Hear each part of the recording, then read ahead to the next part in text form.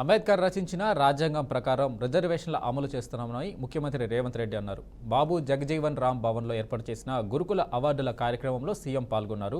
SC ఎస్టీలను పాలకులుగా మార్చింది కాంగ్రెస్ ప్రభుత్వమేనని రేవంత్ రెడ్డి గుర్తు చేశారు. ఎస్సీ ఎస్టీ బీసీల పిల్లలకు చదువులు వద్దు, కుల వృత్తులు మాత్రమే చేసుకోవాలని గత పాలకులు భావించారని సీఎం మండిపడ్డారు. మాజీ సీఎం తన ఇంట్లో ఉద్యోగాలు ఇచ్చుకున్నారు కానీ రాష్ట్రంలోని పేదలకు మాత్రం ఉద్యోగాలు ఇవ్వలేదని రేవంత్ రెడ్డి అసహనం వ్యక్తం చేశారు.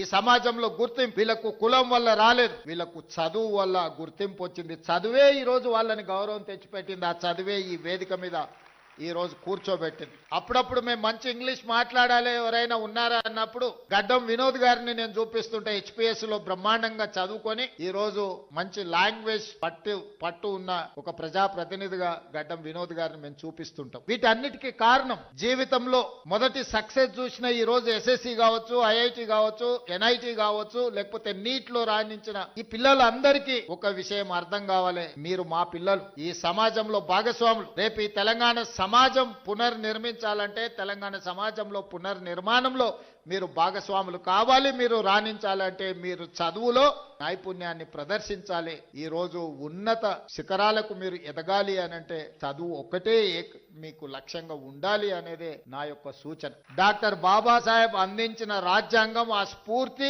ఈనాడు కాంగ్రెస్ పార్టీ ఎస్సీ ఎస్టీ రిజర్వేషన్లు అందించడం ద్వారా సమాజంలో అణిచివేతకు గురైతున్న వీళ్లను, పాలితులుగా ఉన్న దళితులను, గిరిజనులను పాలకులుగా తయారు చేసి పాలసీలను ఈ దేశానికి అందించే అవకాశం కాంగ్రెస్ పార్టీ ఇచ్చింది.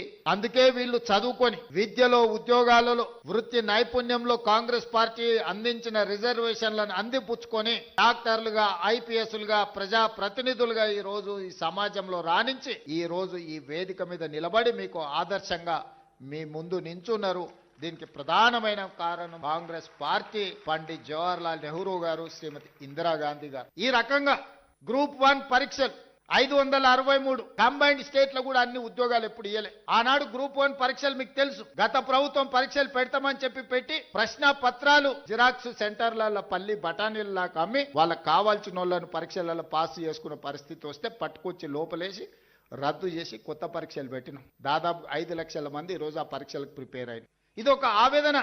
ఎందుకంటే సమాజానికి మంచి చేద్దాం అనుకున్నప్పుడు కొంతమంది ఇట్లాంటి వాళ్ళు ఉంటారు. ఇవాళ group 1, group 2, group 3, group 4 exams పారదర్శకంగా నిర్వహించడమే కాకుండా ఫలితాలను ప్రకటించి నియామక పత్రాలు అందించి తెలంగాణ రాష్ట్ర ప్రభుత్వం తన బాధ్యతను నెరవేర్చాలనుకుంటుంటే ఈ రోజు గ్రూప్ 1లో 563 మంది స్టేట్ లెవెల్ ఆఫీసర్స్ ని ఈ రోజు 89% ఎస్సీ ఎస్టీ బీసీ మైనారిటీలు సెలెక్ట్ అయినారు. అందులో తల్లిదండ్రులు ఉపాధి హామీ కూలికి పోయి ఇళ్లలో పాచి పనులు చేసి రూపాయి కూడబెట్టి వాళ్ళ పిల్లల్ని ఉస్మానియా కాకతీయ యూనివర్సిటీలకు పంపించి పీజీలు, పిహెచ్డీలు చదివిస్తే మళ్ళీ చదువుకున్న యాదోల పిల్లగాడు ఊరికెళ్ళి గొర్రెలు పెట్టుకోవాలంట, దళితుల పిల్లలు చెప్పులు కుట్టుకోవాలంటే దీనికోసం ఆ తల్లిదండ్రులు కష్టపడి పీజీ, పిహెచ్డీలు చదివించిందని నేను అడుగుతున్నా.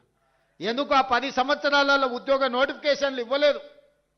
ఉద్యోగ నోటిఫికేషన్ల కోసం ఉస్మానియా కాకతీయ యూనివర్సిటీల నుంచి మొదలు పెడితే అశోక్ నగర్ చౌరాస్తా వరకు నోటిఫికేషన్ల కోసం అల్లాడిన పిల్లలు లేరా? తెలంగాణ ఉద్యమంలో ఒక్కరైనా మీ పిల్లలు చచ్చిందా? చచ్చిపోయిన పిల్లలందరూ ఈ పిల్లలే కదా.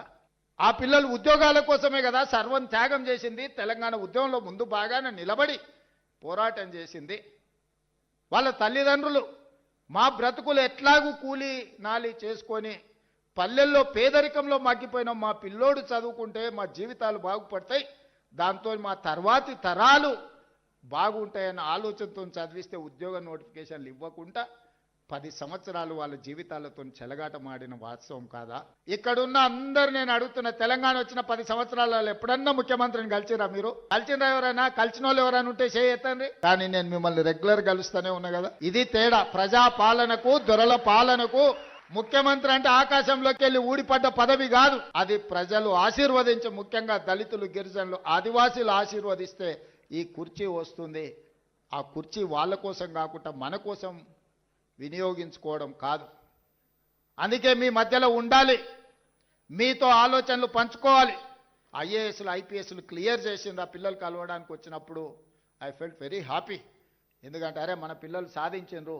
మన రాష్ట్రానికి వచ్చినా రాకపోయినా ఏ రాష్ట్రంలో అయినా ఐఏఎస్లు, ఐపీఎస్లుగా వాళ్ళు ఉంటే కేంద్ర ప్రభుత్వంలో ఉంటే మన రాష్ట్రానికి ఉపయోగం ఉంటుంది. తెలంగాణ వైతాళికుడు సురవరం ప్రతాప్ రెడ్డి గారి 129వ వర్ధంతి. ఆనాడు నిజాం సర్కార్కు వ్యతిరేకంగా ప్రజల్లో చైతన్యం తీసుకొచ్చి ప్రజాస్వామిక దేశంగా భారతదేశంలో హైదరాబాదు రాష్ట్రాన్ని విలీనం చేయడంలో వారు అత్యంత క్రియాశీలక పాత్ర పోషించారు. వారి స్ఫూర్తిని కొనసాగించడానికి తెలుగు యూనివర్సిటీకి సురవరం ప్రతాప్ రెడ్డి గారి పేరు పెట్టుకోవడం జరిగింది. నిజాంలు రజాకర్లను ఘడీల దొరలను ఎదురించి నిలబడ్డ వీర వనిత చాకలి ఐలమ్మ స్ఫూర్తిగా యూనివర్సిటీకే మహిళా యూనివర్సిటీ కోటిలో మహిళా యూనివర్సిటీకి వీర వనిత చాకలి ఐలమ్మ పేరు పెట్టుకొని ఆ పోరాట స్ఫూర్తిని తాడిత పీడిత వర్గాలకు గొంతుకై పోరాటానికి స్ఫూర్తినిచ్చిన చాకలి ఐలమ్మ పేరు ఈ రోజు మహిళా యూనివర్సిటీకి మనం పెట్టుకోవడం జరిగింది. ఇదే కాదు, టెక్స్టైల్ కళాశాలకు సంబంధించి కొత్తగా కేంద్ర ప్రభుత్వం అనుమతి తెచ్చుకోవడమే కాకుండా ఈ రోజు దానికి డాక్టర్ కొండా లక్ష్మణ్ బాపూజీ మొదటి తరం తెలంగాణ ఉద్యమంలో తెలంగాణ రాష్ట్ర సాధన కోసం సర్వం త్యాగం చేసిన కొండా లక్ష్మణ్ బాపూజీ గారి పేరును ఈ రోజు టెక్స్టైల్ యూనివర్సిటీకి మనం పేరు పెట్టుకోవడం జరిగింది.